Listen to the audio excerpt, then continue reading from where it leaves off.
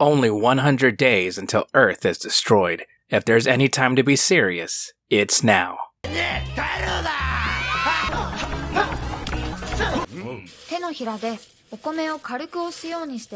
Or not. When you hear the phrase tokusatsu for adults, the immediate shows that come to mind would most likely be Kamen Rider Amazons and Black Sun, then of course, there's Garo. Beyond that, there's a whole other world of tokusatsu outside the most well-known Henshin hero shows, so the few popular adult shows make it seem as if there's only a narrow spot outside those meant for a family-friendly audience. When you look at the popular adult tokusatsu and what genres they fill, it becomes a niche side of an already niche medium to Western circles. Then those shows narrow even further. However, you just need to know where to look. Go past Zyram, Tetsuo the Iron Man, and Shibuya 15. More than just drama and darker stories, there's always room for more. That door was opened by Keita Amemiya. By now, you might know him as being a big part in making tokusatsu such as Kamen Rider Z.O, J, Mechanical Violator Hokkaider, and of course, being the creator of the Garo series. Garo was seeing a lot of ups and downs in his first few years,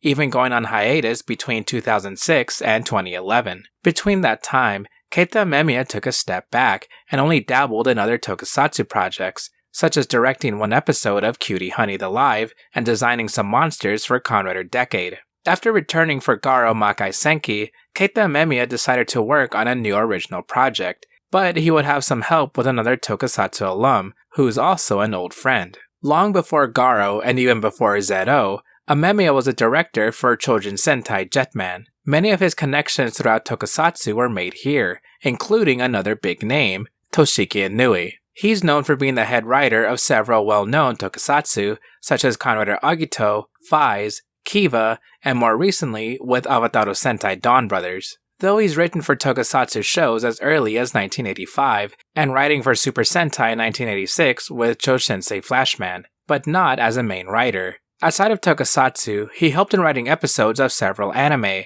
even as big as Dragon Ball, City Hunter, and Death Note. Keep in mind that, of course, he didn't create those shows, but he did write the scripts and adapting them for anime. Garo's return to TV also had some help from Inoue since he provided some scripts for Makai Senki, reuniting him and Amemiya once again. But it wouldn't be the last time. An idea was pitched, one that would go further than what Garo's adult subjects would cover. A show that would combine Keita Amemiya's creative designs with the story by legendary writer Toshiki Inoue.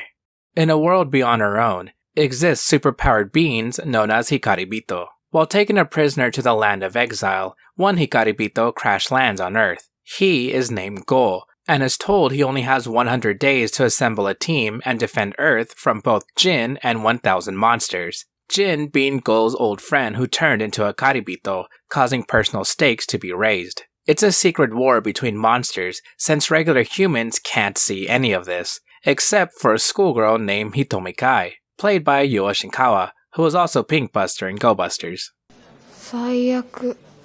Once Go started to get accustomed to Earth by putting on a human disguise, he and Hitomi's paths start to intertwine, almost by accident. Now Go is staying with Hitomi and her grandmother's shop while searching for the other Hikaribito. For some Japanese etymology, let's take a look at Hikaribito, although it's simple enough since it's written in kanji. Hikari means light, and Hito can mean person. Hikaribito, person of light. From episode 1, you can see the artsy style this show takes on. Contrasting a quiet moment with chaos is one of the most common elements of storytelling, though here, there's an added sense of wonder since the Hikaribito have such an interesting style, on top of how odd the visuals can be. There's a fun straightforwardness to the chaos, as after all this happens, we get told immediately of the main task. Jin caused a crash. 1,000 monsters are getting ready to fight, so Go has to assemble a team. In a way, it's kind of funny just being told everything so fast at the end of the episode,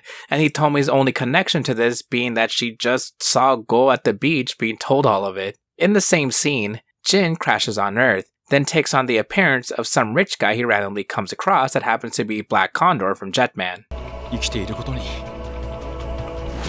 Can't believe he died twice. In episode 2, we see Go looking at a bodybuilder in a magazine, so he takes on his form. We see another Hikaribito named Rai taking on the form of a rock star.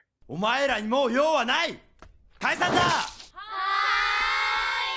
So, how does Hitomi truly meet our protagonist? Her friend forces her to pay for Go's food, and while Hitomi runs away from Go, they coincidentally come across Rai. So, Go challenges Rai to a duel in a very cool battle scene. With that, Rai joins Go on his journey, as well as the two living with Hitomi and her grandma. I hope my pronunciations are right there, because it's hard to go back and forth between Japanese and English. Anyway, this is how the next few episodes go, where in episode 3, they recruit Geki after seeing him be a pro gamer.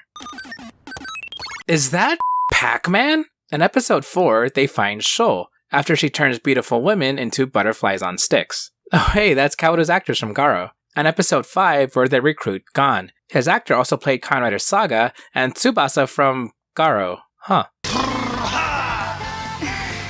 Tokusatsu, where even doing chores gives you an insert theme. And so, by episode 6, the 5 Hikaribito are now together, so they have a nice day together, I guess. And yeah, that's pretty much Hikaribito funny moments for half the episode. I'll get more on that later. Until we see Go having a flashback, together with a woman named Rin. Go is ready to fight monsters, but first he has to give her proof of his true love. Then Jin tries to take her away romantically. This is one reason why Go is so adamant about saving the Earth. And then, we get thrown into a sudden fight against imposter Hikaribito. It's supposed to be a continuation from the start of the episode, but it's thrown in here just to have our obligatory action scene. Episode 7. Hitomi and friends have a fun day at the mountain springs. Jin hangs out too. Episode 8. The Hikaribito solve the mystery of a missing person in the style of a horror movie, while also being called local heroes? Neat. Coleman? Episode 9. Hitomi thinks she sees the ghost of a beautiful woman. Meanwhile, Jin continues his evil plan of seeing Rin again by making women orgasm. What a monster. But luckily, Go and Jin prepare for their ultimate duel.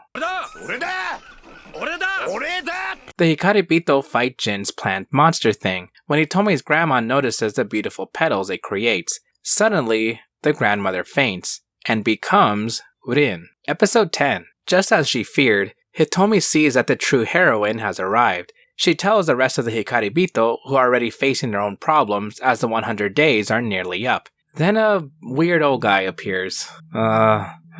So, Rin explains her story of how she came to Earth and was helped by Hitomi's grandma.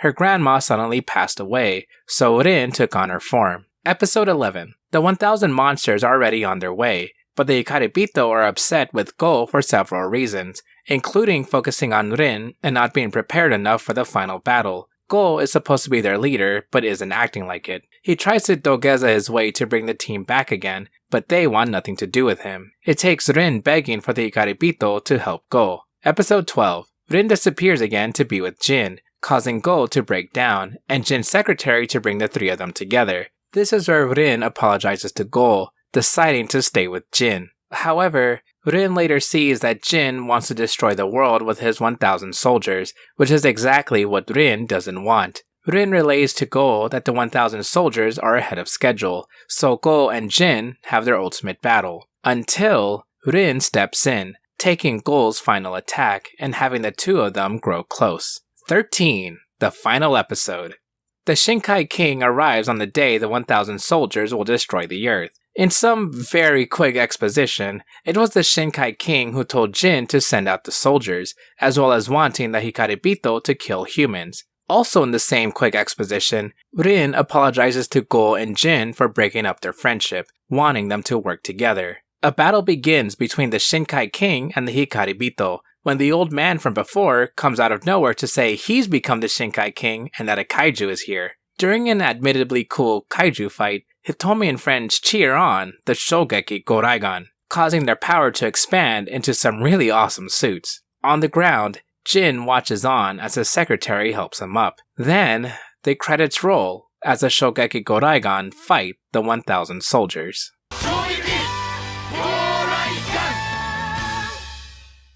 What an odd show, but a beautiful show. Let's go a little more in depth here. Yeah, in depth? With Gouraigan of all toku?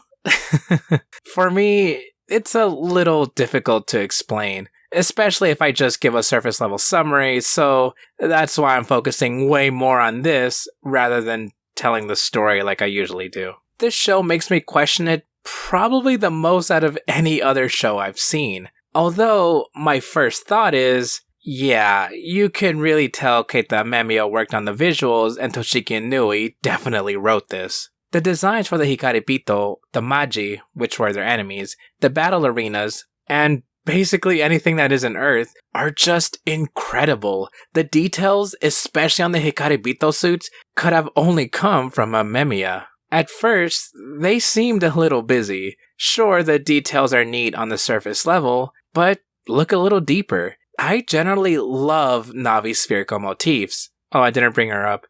She's one of the many cast members, and she is Goal's navigator. I can't show much for obvious reasons, though the pearls alongside the lines just go well for someone without a suit. My eyes drift towards the pearls, which could go for Goal's design. His red horn pops up as they pierce the heavens, making sure you can see these no matter the backdrop, but adorned throughout his body are red pearls similar to Navi's. Gon is an armored shogun with a beetle motif. Rai is based on Sun Wukong and Journey to the West in general. Each member of the team are beautifully designed. Again, a little busy overall, but masterpieces on their own, which makes me realize that standalone uniqueness yet flowing designs were very intentional. Just look at these watercolor backgrounds, the way they flow with those bright colors, then add in a single suit. It pops out even more. Now add in the entire team. As they say, every frame is a painting, and that can be taken literally. Not everything is attributed to Amemiya, however, as he just came up with the original concept for the show. Art direction came from Masanori Takeuchi, with character design from Kenichi Masukawa and Takayuki Takeya. Hold on, Takeya. If you've never heard of the name before, you've at least definitely seen his works. His previous credits include Kamen Rider Zero, the live-action Attack on Titan movies, and Shin Godzilla. He's even designed some SIC figures such as Keita. Above all else, he's a sculptor, and if you know Tokusatsu, then you've seen this. Now it starts to make sense. The show is truly beautiful, but here's where we get to the polarizing part. From the many clips I've already shown, you can probably tell this is part comedy, and to me, it is quite funny, mostly because it's the random type of humor. Seeing the Hikaribito thrown into normal situations can be pretty funny to me. There's a scene of Sho finding a spiral, then Utome's grandma giving them a pig holder thing for absolutely no reason. And we see the group trying to figure out what these two things are. It turns out to be incense and an incense holder. This scene goes on for a long while, and I was smiling the entire time. So it's easy to mention that, yeah, this isn't an easy recommendation. To some, a scene like this would go on for too long. I'd go as far as saying that since it's a comedy, this is the core of the show. You'd either enjoy the moments of these characters just being characters, or you'd think it's annoying. Which brings me to a kind of small elephant in the room that I'm not entirely sure how to bring up, mostly because of YouTube. This show is horny. And I mean horny. Now, I'm okay with nudity and fan service, it doesn't turn me away, but I know some viewers would be turned off by all the sexual themes. Jin's secretary, quite literally, is the embodiment of this throughout the show, orgasming at the thought of Jin's power, then stripping down and showing everything on screen. Again, that's basically every episode. The polarizing part is how unapologetic the show is at doing whatever it wants. And that's one of the biggest reasons why I enjoy Gouraigan. It feels like the only thing that matters is preparing for the 1000 soldiers with Go and Jin's love triangle somewhere in the middle. It's so Toshiki and Inoue to finally gather a team, which is one of Go's main goals, and the next episode is them having a spa day. Jin is there too. Hitomi can see otherworldly creatures, but does it matter? Not really. It's her character quirk, and she plays a great straight man to the Hikaribito shenanigans. When Sho was turning beautiful women into butterflies, that made no sense, but it was kind of funny. Outside of the recruitment fights, every other battle is just kinda added in, but they look so good. Not to mention the mess that are the B, C, sometimes D plots that have nothing to do with anything, but they were so fun. There's this character I haven't brought up named Homeless Yamashita. He's homeless, and he just hangs out. Like, the cast act as if they've known him all their lives, including the Hikaribito, and it's so odd, I can't help but to enjoy it. If he looks familiar, it's because he's played by Taro Suwa, who you've probably seen in Heisei Ultra 7, Ultra Q Dark Fantasy, Ultraman Max, Ultraman Orb, Ultraman Blazard, Attack on Titan Live Action, Shin Godzilla, Kamen Rider Agito, Kamen Rider Blade, Kamen Rider Den-No, Kamen Rider Decade, Kamen Rider Wizard, Kamen Rider X-Aid, Hyakujuku Sentai Gao Ranger, Bakyu Sentai Aba Ranger, Garo Makai Senki, and Keita Investigator 7. And that's just Tokusatsu. This guy has been in everything. Anyway, Homeless Yamashita is pretty cool. These were just a few examples of why the show could be strange to anyone else, but there's such a genuine charm to it all. I guess the last thing I want to say is, just because they're multicolored heroes in a group doesn't mean they're Sentai. You nerds. Well, I guess they could be in its most literal and basic observation, but it's the same feeling of why I don't get why people call Saber a Sentai. I mean, I don't start calling pancakes waffles either, you know. With all that, I really enjoyed my time with the show. Shougeki Gouraigan is very fun, but I never want to think about it ever again. Oh, and one more thing. Toku fans would already be interested in this Amemiya and Inoue collaboration, but this isn't their only team-up. They also worked on a manga called Sword Guy. It's exactly what you think it is.